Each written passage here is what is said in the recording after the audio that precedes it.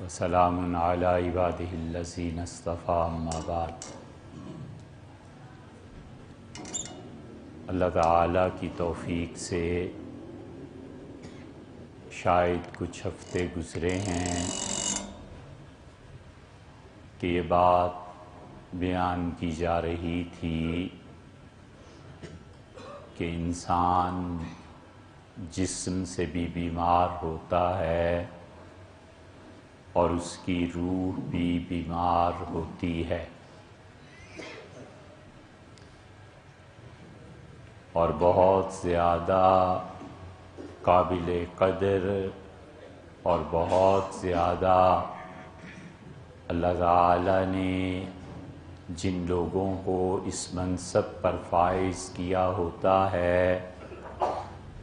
کہ وہ لوگوں کی نفسیاتی بیماریوں کا علاج کر سکیں،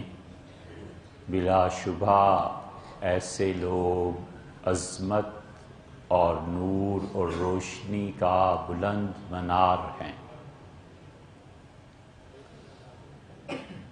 انسان ہمارے دور میں جتنا جسمانی بیماریوں میں مبتلا ہے اور جتنا جسم کے مسائل میں گھرا ہوا ہے، اس سے کہیں زیادہ بیماریاں اس کی نفسیاتی ہیں، اور وہ ڈاکٹرز جو نفسیات میں انسانوں کو راحت پہنچاتے ہیں، بلا شبہ وہ ان ڈاکٹرز سے کہیں زیادہ بلند مقام پر ہیں جو انسان کے جسم کا خیال رکھتے ہیں، ہاسپٹلز قائم کرتے ہیں، ڈسپنسریز بناتے ہیں، لیکن اس سے کہیں زیادہ یہ ضروری ہے کہ ہر آدمی اپنے بارے میں سوچے کہ وہ کس نفسیاتی بیماری میں مبتلا ہے اور اس کا علاج کیا ہے۔ ہوتا یہ تھا کہ آج سے چند 100 سال پہلے، 200 سال، 300 سال پہلے تعلیم کی وجہ سے لوگوں میں یہ شعور تھا کہ لوگ اپنی نفسیاتی بیماریاں جانتے تھے۔ انسان کو پتہ تھا، یا انسانوں کا دائرہ بھی تنگ کر لیں تو مسلمانوں کو کم سے کم پتہ تھا کہ میرا اصل مرض یہ ہے کہ میں حسد کرتا ہوں، اور انسان کو پتہ تھا کہ میرا اصل مرض یہ ہے کہ میں کانوں کا بہت کچا ہوں، اور انسان جانتے تھے کہ میرا اصل مرض یہ ہے کہ میری زبان اور آنکھیں یا یہ اور یہ چیزیں میرے کنٹرول میں نہیں ہیں۔ پھر وہ اپنی اس نفسیاتی بیماری پہ مسلسل محنت کرتا تھا، اور کئی طریقے اس کے ذہن میں ہوتے تھے کہ میں خود محنت کروں، اور اللہ سے دعا کرنا، توفیق مانگنا، یہ اس کا دوسرا طریقہ تھا کہ اے رب میں اس مصیبت میں پڑ گیا ہوں اور اللہ میری اعانت فرما، مدد فرما۔ ایک اور بھی طریقہ تھا، اور وہ یہ کہ اللہ کے اچھے بندے جو اس زمانے میں ہوتے تھے، ہفتے میں 2-4 مرتبہ ان کی صحبت میں رہتا تھا، جاتا تھا، کوئی خیر کی بات سنتا تھا، کوئی نئی بات سنتا تھا، اور اس کے علم میں بھی اضافہ ہوتا تھا اور اس کی روح کو بھی سکون ملتا تھا۔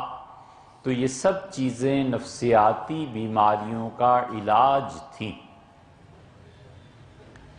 اور جب نفسیاتی بیماریوں سے ایک آدمی کی روح نجات پا جاتی ہے تو پھر اس کے ساتھ ساتھ دوسری طرف اس خالی خانے کو پر کرتی تھیں اچھی چیزیں۔ مثلاً غربت تھی، تو غربت میں انسان، مسلمان آدمی یہ سوچتا تھا کہ ٹھیک ہے مجھے جد و جہد کرنی ہے، کاوش اور کوشش کرنی ہے، اپنی ضروریات زندگی پوری کرنی ہیں، اور ضروریات زندگی پوری ہو جانے کے بعد اب مجھے اللہ کا شکر ادا کرنا ہے، خدا کے ساتھ تعلق قائم کرنا ہے، عبادت کرنی ہے۔ اور مسلمان کو یہ سیدھا سادہ راستہ معلوم تھا کہ میرا منتہا اللہ کی ذات ہے، بس اللہ کی ذات تک پہنچنا اور اس کے تمام ذرائع اختیار کرنا جو مجھے اللہ تک لے جائیں۔ مجھے یہ کام زندگی میں کرنا ہے۔ اللہ نے اصل میں مجھے اپنی یاد کے لیے بھیجا ہے، بالکل اس لیے نہیں بھیجا کہ میں جا کے ڈاکٹر بنوں، انجینئر بنوں، صدر بنوں اور وزیر اعظم بنوں۔ اصل میرا کام اللہ کو یاد کرنا ہے، اللہ کے ساتھ محبت ہے، اور اللہ ہی کی محبت میں وہ انصاف اور میرٹ کے اوپر جب صدارت کے لیے، وزارت کے لیے اہل ہوتا تھا تو خود بخود آتا تھا۔ سسٹم خراب نہیں تھے اور نہ رشوت اور نہ کچھ اور چیز، اور وہ جانتا تھا کہ جب ضروریات زندگی پوری ہو رہی ہیں، بھیک مانگنے کی ضرورت نہیں ہے، معاذ اللہ ہاتھ پھیلانا نہیں ہے، کچھ نہیں ہے، تو بس اب جو وقت بچ گیا اللہ کو یاد کرو۔ اس لیے یہ کبھی سوال ہی نہیں اٹھتا تھا کہ کرنے کو کچھ نہیں ہے، یہ جو کرنے کو کچھ نہیں ہے اور میں فارغ رہتا ہوں، اس کو کوئی نہیں سکھاتا کہ کرنے کو کیوں کچھ نہیں ہے۔ اللہ کی یاد تھوڑی چیز ہے، اللہ کے ساتھ تعلق تھوڑی چیز ہے۔ کرنے کو سب سے بڑا کام یہ ہے کہ اپنی فرصت کے لمحات کو غنیمت جانے، اور موت سے پہلے پہلے، بیماری سے پہلے پہلے، فقر سے پہلے پہلے، جب لوگوں کا مرجع اور شیخ بن جائے، بادشاہ اور وزیر بن جائے، ان دنوں کے آنے سے پہلے پہلے جو وقت ملے سو غنیمت جانے، یاد کرے اپنے پروردگار کو۔ یہ کام تھوڑا ہے، یہ کیا بات ہوئی کہ کوئی کام کرنے کو نہیں، کرنے کو ایک یہی بہت بڑا کام۔ اور اللہ کہتا ہے کہ وَلَذِكْرُ اللَّهِ أَكْبَرُ، اور لوگوں اللہ کو یاد کرنا بہت بڑی چیز۔ اور اس کا ترجمہ دوسرا اہل لغت نے پلٹ کے کیا ہے، اور انہوں نے کہا ہے کہ اللہ کا تمہیں یاد کرنا یہ بہت بڑی چیز۔ اللہ اور بندے کو یاد کرے، اللہ اور بندوں کی طرف سلام بھیجے۔ چنانچہ کعب ابن مالک رضی اللہ عنہ سے کہا رسول اللہ صلی اللہ علیہ وسلم نے کہ اللہ نے تمہیں سلام بھیجا ہے۔ انہوں نے کہا اللہ کے رسول میرا نام لے کے، تو آپ نے فرمایا جبریل یہی کہتے ہیں کہ اللہ نے کعب کا نام لیا ہے، تو کعب رضی اللہ عنہ خوشی سے رو پڑے کہ اللہ نے میرا نام لیا۔ اللہ کا یاد کرنا اپنے کسی بندے کا نام لے کے بہت بڑی چیز، کام کیوں نہیں ہے؟ مسئلہ یہ ہے کہ اس کی اہمیت ذہن میں راسخ نہیں ہوئی، اور اس چیز کی عظمت وہ دماغ میں بیٹھی نہیں، وگرنہ اللہ کی یاد بہت بڑی چیز ہے۔ مکہ مکرمہ میں اب تو یہ بڑے بڑے ہوٹلز اور کیا کیا چیزیں بن گئیں۔ ہمارے حضرت فرماتے تھے رحمت اللہ علیہ کہ ہم نے ایسا زمانہ مکہ مکرمہ میں دیکھا کہ تاجر لوگ صبح آتے تھے، دکان کھولتے تھے، حساب کتاب کرتے تھے، جس وقت پیسے پورے ہو گئے، کوئی قرض نہیں ہے، کچھ نہیں ہے، اور گھر والوں کو جا کر پیسے دے دیے کہ آج کا دن گزر جائے گا، چابی لگاتے تھے، تالا لگاتے تھے، چابی جیب میں ڈالی اور گھر والوں کو پیسے اس دن کی خوراک کے دیکھ کے جا کر حرم شریف میں بیٹھ جاتے تھے۔ تو کوئی کہتا تھا کہ دکان بند کرنے کا وقت، تو کہتے تھے جب پیسے پورے ہو جائیں بس پھر اللہ کی یاد ہے، کیا ضرورت ہے اس سے زیادہ کام کرنا ہے، حرم تھوڑا۔ یہ وہ لوگ تھے جن کی دعاؤں سے امت کی تقدیر بدلتی تھی، یہ وہ لوگ تھے جنہوں نے اللہ کی یاد کے لیے اپنے آپ کو گویا وقف کر دیا تھا۔ اللہ کا ذکر، لوگوں کی زندگیوں سے نکل جانا، اور اس کے نتیجے میں جو بے چینی اور نفسیاتی بیماریاں آئی ہیں، اس کا اب کیا علاج ہے؟ ایک آدمی کو غصہ آتا ہے بیجا چیز پہ، بجا چیز پہ، اب اس میں سے کس چیز کا علاج کرنا ہے؟ ایک آدمی کو بے سکونی ہے، کا بھی کوئی علاج چاہیے۔ ایک آدمی میں سب سے بری عادت ہے بے وفائی۔ ہزار روح کی خامیاں ایک طرف، اور یہ سب سے بڑی خامی بے وفائی کی، کہ آدمی کا جم کے کسی چیز کے ساتھ نہ رہنا۔ چلتا ہوں تیز رو، پہچانتا نہیں ہوں راہبر، پہچانتا نہیں، چلتا ہوں تیز رو ہر راہبر، چلتا ہوں تیز رو ہر راہبر کے ساتھ، پہچانتا نہیں ہوں ابھی چارہ گر کو میں۔ ایسے ہی غالب نے کچھ کہا، جو چیز اچھی لگی دل وہیں دے بیٹھے، جو چیز اچھی لگی اسی کے پیچھے چل پڑے۔ آج ایک لیڈر، اس کے بیانات اچھے لگے، زبردست، دوسرا زبردست، تیسرا۔ جس چیز کا نام وفا ہے، یہ آخر کس دن کے لیے تھی، کس وقت کام آئے گی؟ اس لیے کوئی وفاداری نہیں۔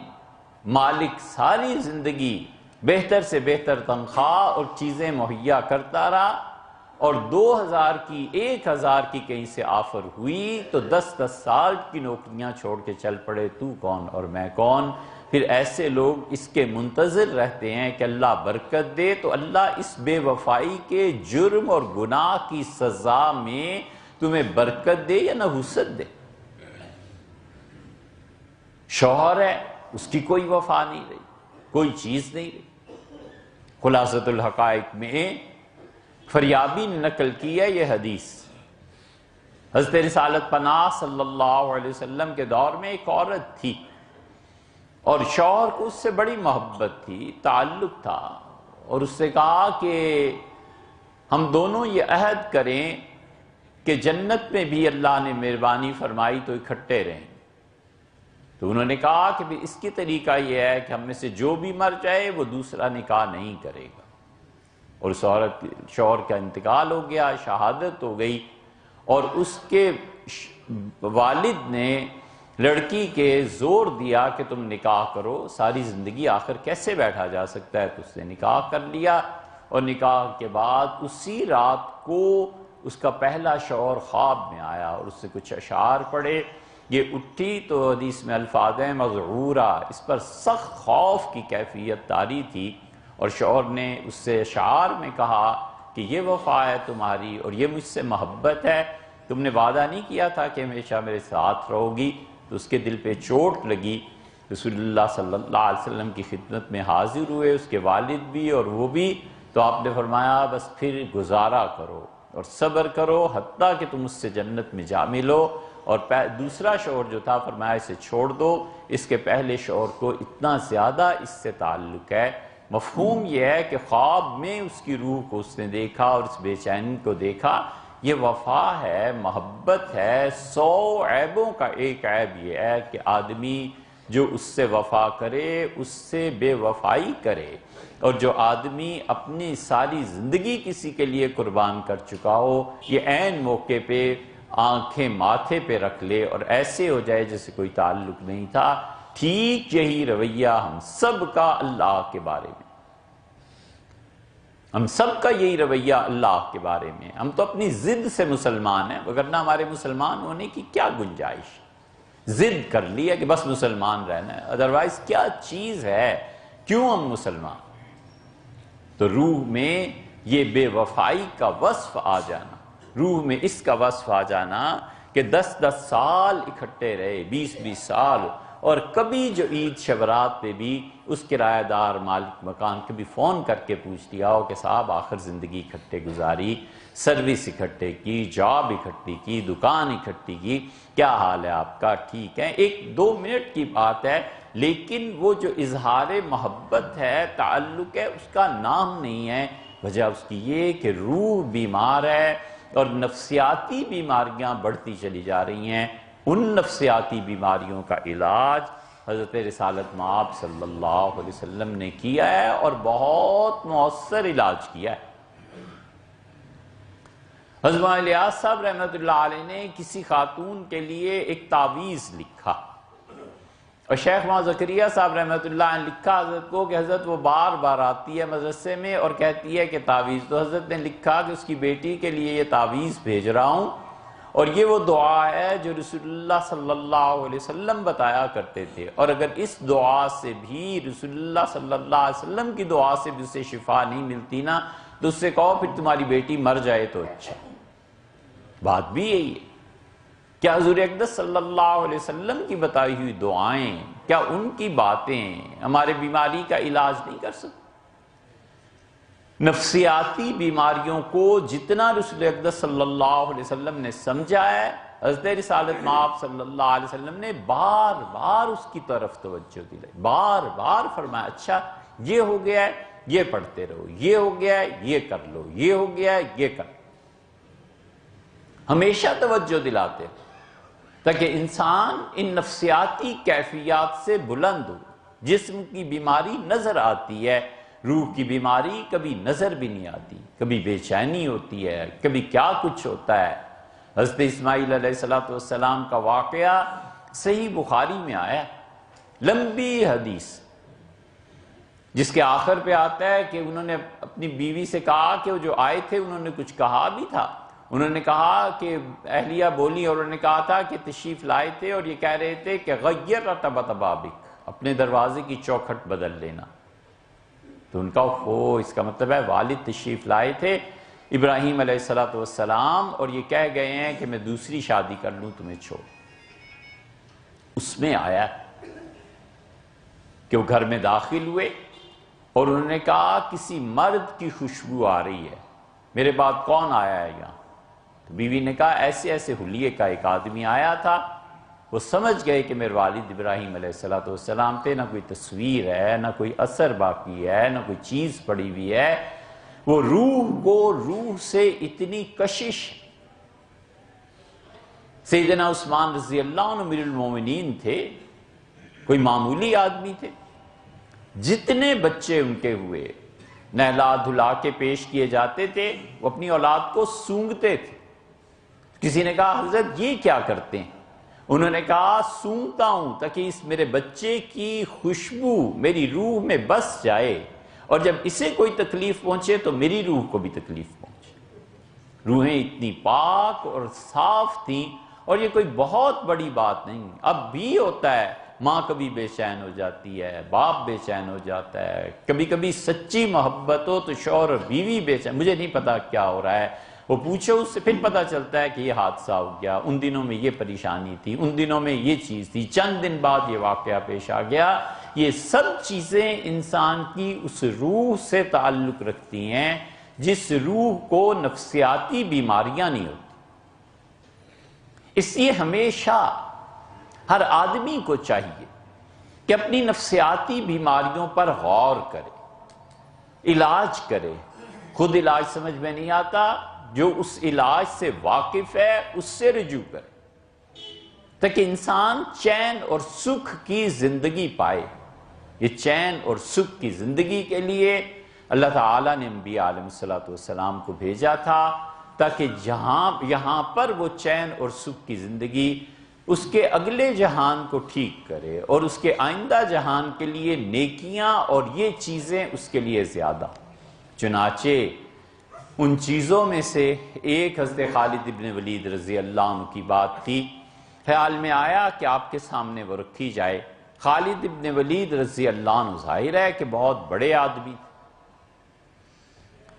بنو مخزوم سے ان کا تعلق تھا، اور مخزومی جرت میں بہادری میں اپنی مثال نہیں رکھتے تھے۔ ابو جہل کو جو ضد ہو گئی تھی حضرت رسالت پناہ صلی اللہ علیہ وسلم سے، بنیادی طور پر یہ بھی مخزومی تھے، اور مخزومیوں میں حضور اقدس صلی اللہ علیہ وسلم کے ننہال شامل تھے۔ حضور اقدس صلی اللہ علیہ وسلم نے جن عورتوں کا دودھ پیا ہے ان میں یہ مخزوم شامل تھے، اور مخزومیوں سے ان کے پرانے تعلقات قائم تھے۔ حضرت عبد المطلب نے جب چاہا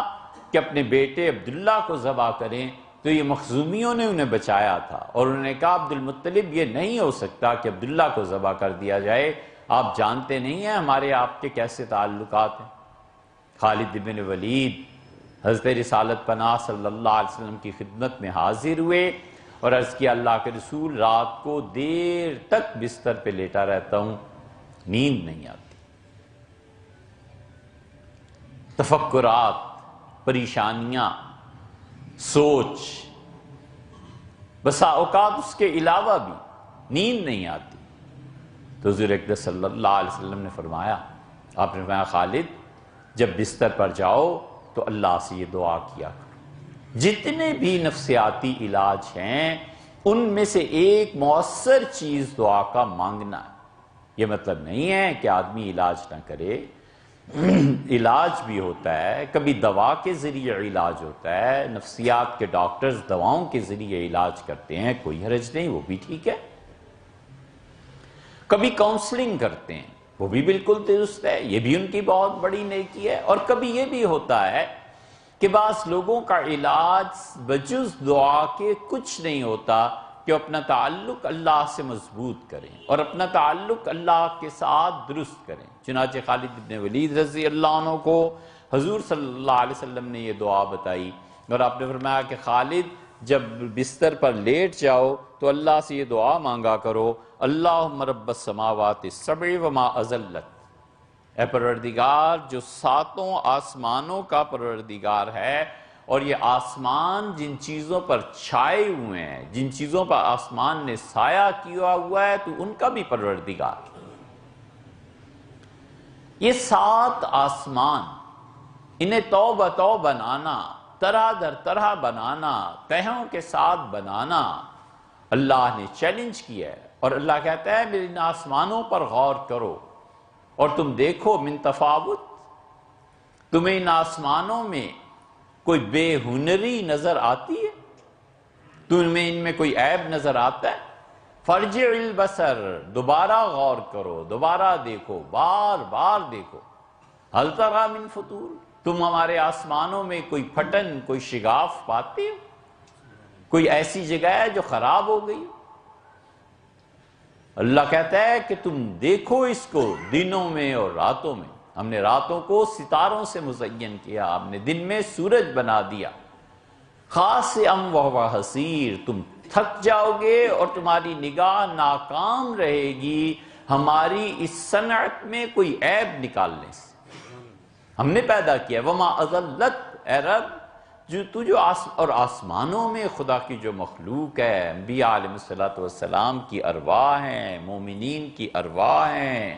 آسمانوں میں جو اللہ کی مخلوق ہے، فرشتے ہیں، اور آسمانوں میں کتنی مخلوقات ہیں اللہ کی جنہیں اللہ ہی جانتا ہے، ان کا بھی پروردگار، ان کو بھی پالنے والا، ان کے احوال کو درست رکھنے والا وہ ذات اللہ تعالیٰ نے اسی لیے اس جہان کا بھی اور اس جہان کا بھی سب کے متعلق کہا ہے کہ تمہارا حقیقی وارث میں۔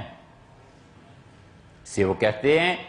کہ دیکھو خالد جب بستر پر لیٹ جاؤ تو اللہ سے یہ دعا مانگا کرو، اللہم رب السماوات السبع وما اضلت ورب الارضین وما اقلت، اور اے پروردگار جو 7 زمینوں کا، ان تمام زمینوں کا بھی مالک ہے، وما اقلت، اور ان زمینوں نے جو کچھ اٹھایا ہوا ہے نا، اس کے اوپر جو بھی بستے ہیں تو ان سب کا پالن ہار ہے، تو ان سب کو روزی دیتا ہے، تو سب کی ضروریات پوری کرتا ہے۔ یہ لفظ رب بار بار اللہ کے لیے انبیاء علیہ السلام استعمال کرتے تھے۔ امام مالک رحمۃ اللہ علیہ کہتے تھے مجھے یہ لفظ بہت پیارا لگتا ہے، تم دیکھو اللہ کے لیے بار بار یہ ربنا ربنا ربنا، ہر نبی علیہ السلام اللہ کو رب کے نام سے پکارتے رہے، اس لیے کہ رب وہ اتنی باریکی سے کام کرتا ہے کہ کوئی شخص نہیں جانتا کہ وہ کس طرح اپنی مخلوق کو چلاتا ہے۔ رزق جو سب سے بڑی تقسیم ہے، اس کا بھید، اس کا راز آج تک کوئی نہیں پا سکا اور کوئی پا بھی نہیں سکتا۔ سگے بھائی ہیں، ایک کی دکان وہی چیز بیچ رہا ہے اور لائن ہے کہ ٹوٹنے میں نہیں آتی، اور دوسرا سامنے اس کی دکان ہے اور کوئی رخ نہیں کرتا۔ ایک خاتون رشتے پہ رشتہ اور دوسری بہن ہے اس کی اور کوئی نہیں آتا۔ یہ سب رزق کی باتیں ہیں جو پروردگار عالم کے اپنے پاس ہیں، کوئی نہیں جانتا اس راز کو کہ کس وجہ سے ہے، اس لیے فرمایا کہ رب الارضین وما اقلت ورب الشیاطین وما اضلت، اور اے پروردگار جو شیاطین جنات کا بھی پروردگار ہے اور جن کو وہ گمراہ کرتے ہیں، کافروں کو، فاسقوں کو، ان کا بھی رب تو ہی ہے۔ اللہ کی ربوبیت کے دائرے سے کوئی باہر نہیں ہے، ایک ایک چیز ہر ایک کو اس کا رزق پہنچتا ہے۔ بڑی اچھی بات ایک صوفی نے لکھی ہے، یہ اچ شریف میں تھے، جہانیاں جہاں گشت رحمت اللہ علیہ۔ جہاں گشت اسی لیے کہتے ہیں کہ وہ ہمیشہ سیاحت کرتے رہتے تھے، قرآن میں بھی آیا، اللہ نے فرمایا ہے اور ہمارے بندے جو زمین میں گھومتے پھرتے رہتے ہیں، وہ عورتیں اور وہ مرد، جب چھٹی ملی کسی ملک میں چلا گیا، اللہ نے اسباب اور وسائل دیے، پھر کسی ملک میں، پھر کسی ملک میں سیر کرنے کے لیے چلا گیا۔ ذہن پختہ ہوتا ہے، نظر دیکھتی ہے اور نتائج تک پہنچتی ہے، بشرطے کہ گناہوں کے سفر نہ کرے تو بہت کچھ سیکھنے کو ملتا ہے۔ اللہ نے والسائحات، اور وہ زمین کی جو گردش میں رہتے ہیں، زمین کی پیمائش، مطلب یہ کہ وہ زمین میں سفر کرتے رہتے ہیں۔ مخدوم جہانیہ رحمت اللہ نے لکھا ہے کہ میں ایک مرتبہ جا رہا تھا ایک جنگل میں، بچھو میرے پاس سے گزرا اور ایسے لگتا تھا جسے بچھو کسی خاص مقصد کے لیے جا رہا ہے، تیز تیز وہ جا رہا، میں اس کے پیچھے چل پڑا اور آہستہ آہستہ چلتا رہا، اور بچھو ایک جگہ پر پہنچا اور میں نے دیکھا کہ شراب پی کے ایک لڑکا لیٹا ہوا ہے اور سانپ اس کے سر پر کھڑا ہے اور قریب تھا کہ ڈس دے۔ اس بچھو نے ڈنک مارا جا کے سانپ،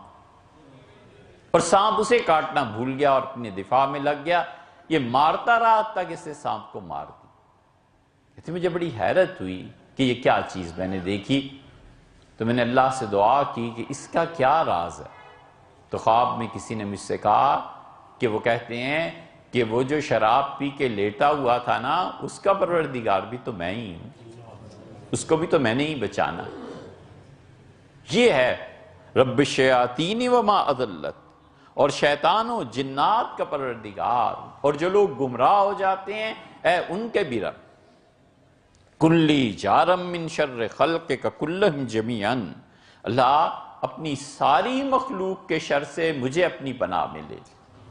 یہ تیری جتنی بھی مخلوق ہے نا، انسان ہیں، جنات ہیں، کوئی ہے، اے رب مجھے اپنی پناہ میں لے لے۔ این یفرط علی احد منہم، اللہ میں تیری پناہ مانگتا ہوں کہ تیری مخلوق میں سے کوئی مجھ پر ظلم کرے، او این یبغیا، یا یہ کہ وہ سر اٹھائیں، سرکشی کریں۔ عز جارک، اللہ بلا شبہ تیرا ہمسایہ بڑا غالب رہتا ہے، تو اپنے ہمسایوں کی مدد کرتا ہے۔ وجل ثناؤک، اللہ تیری تعریف کے لیے بہت بلند فکرے ہیں جو مجھے کہنے چاہیے، پڑھنے چاہیے، اور سب سے اچھا فکرہ جو میں تیری تعریف میں کہہ سکتا ہوں، ولا الہ غیرک، اللہ تیرے علاوہ کوئی اپنی مخلوق کو سنبھالنے والا نہیں، لا الہ الا انت، اے رب تیرے علاوہ کوئی نہیں ہے جو میری ان مشکلات سے مجھے نکال۔ میں خالد یہ پڑھتے رہا کرو، اس لیے یہ جتنی بھی دعائیں ہیں نا، ان کا تکرار بھی چاہیے۔ اس پہ ہم انشاءاللہ مزید اگلے ہفتے بات کریں گے۔ اس کی فوٹو کاپیز لے آئے ہیں، یہ جو جمعے کے بعد سوال جواب کی ایک مجلس ہوتی ہے، اس کے بعد یہ تقسیم بھی ہو جاتی ہیں، اسے یاد کیجیے، یہ کام کرنے کا ہمیشہ دعا کی تکرار وقت اگر ہو، مثلا لمبا سجدہ ہے، لمبا رکوع امام کرتا ہے، وہ جو بھی دعائیں پڑھتا ہے، مجھے کوئی دعا نہیں آتی تو سبحان ربی العظیم وبحمدہ، سبحان ربی الاعلی وبحمدہ، اس کی تکرار کرتے رہنا چاہیے۔ دنیا سے اٹھ گئے وہ امام جو لمبے جنازے پڑھاتے تھے، اور تیسری تکبیر کے بعد وہ اتنی دعائیں مانگتے تھے کہ صحابہ کرام رضی اللہ عنہم کہتے ہیں تمنا ہوتی تھی کہ کاش ہم اس میت کی جگہ ہوتے۔ اب تو تیسری تکبیر کہی نہیں اور سلام پھرا نہیں، معلوم نہیں کیا کرتے ہیں، نہ آتی ہوں دعائیں، ایک ہی دعا کی بار بار تکرار کرے۔ اسی لیے فقہا نے لکھا ہے فتاوی تاتارخانیہ میں کہ کسی آدمی کی نماز میں کوئی رکعت رہ جائے اور عبدہ و رسولہ اتنا پڑھ کے امام کے پیچھے آخری قعدے میں پھر چپ نہ رہے، وہ کہتے ہیں بار بار اس کلمے کو دہراتا رہے، پھر کہتے ہیں بار بار حضور اقدس صلی اللہ علیہ وسلم پہ درود پیش کرتا رہے، پھر کہتے ہیں اللہ کے نام لیتا رہے، مثلا یا رب، یا رحمان، یا رحیم۔ یہ اتنا سبق جو امام کے پیچھے مل گیا نا، اس سے تو کھڑے ہو کے رکعت پوری کرنی ہے نا، تو امام نے 2 درود شریف پڑھنے ہیں، پھر دعا مانگنی ہے، پھر سلام پھیرنا ہے، تو اس وقفے کے دوران اسے چاہیے کہ تکرار کرتا۔ اسی طرح یہ دعا جو رسول اللہ صلی اللہ علیہ وسلم بتائی ہے، اس کی بھی تکرار چاہیے۔ آئندہ جمعے پہ اس پہ پھر بات کریں گے۔